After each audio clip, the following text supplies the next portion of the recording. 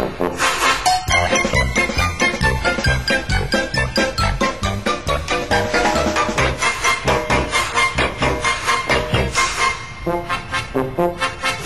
Kuya Bugoy, salamat sa surpresan niyo, ha.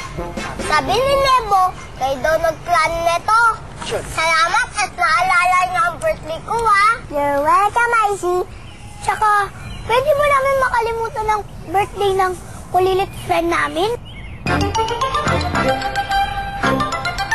Teka lang, Icy. Ano ba na mga birthday wishes mo? Gusto ko magkaroon ng madaming laruan. At sana, maging top 1 ako sa school namin. At mabuting kalusugan sa pamilya ko at sa atin. Ang dami mo palang wishes. Wish ko rin na madami matulungan bata. Ang kulilit na nakilala natin. Ito, panoorin nyo.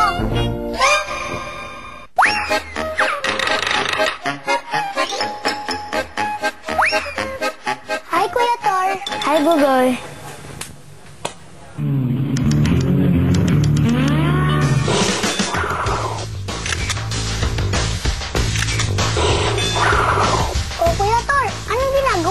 Ito, nag-ayos ako ng first aid kit para sa mga bata, para magamot namin mga sugat. At pati na rin itong mga books. Inaayos na rin namin to para sa pagbabasa ng mga bata.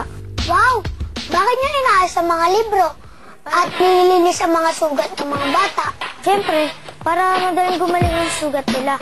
At ito mga books para matuto silang magbasa ng mga libro katulad natin. Eh ano pong nakukuha niyo sa pagiging maalalahanin? Sumasarap ang pakiramdam ko at natutuwa akong natututo silang magbasa ng mga libro at gumagaling ang kanilang mga sugat.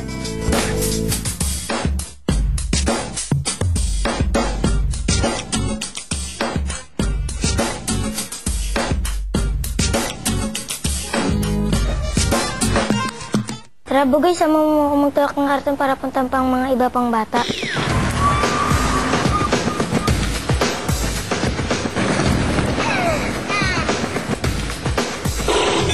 Tutor ko, kahit madumi yung sugat, talagang binubusisi po nila, nagtitraining siya para kung ano yung gagawin niyang paggagamot, tama.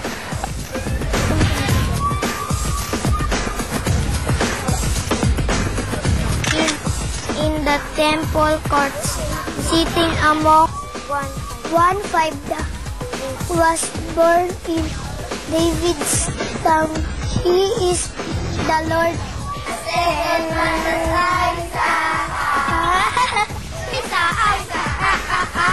Kuya Tor, ang sarap talaga ang pakiramdam na naisip at natutulungan ang kapwa. Tama, Bugoy. Kaya lagi kang tutulong sa kapwa mo sa paraan na kaya mo. Salamat, Kuya Tor. Salamat din, Bugoy. Ate, saan ka pupunta? Bibili ng gamot ni nanay. Kanina ka pa niya hinahanap. Init na naman ang ulo. Ikaw kasi ang aga-aga, nasa layasan ka na naman. Huwag mong sabihin sa kanya na nakita mo ko dito, ha?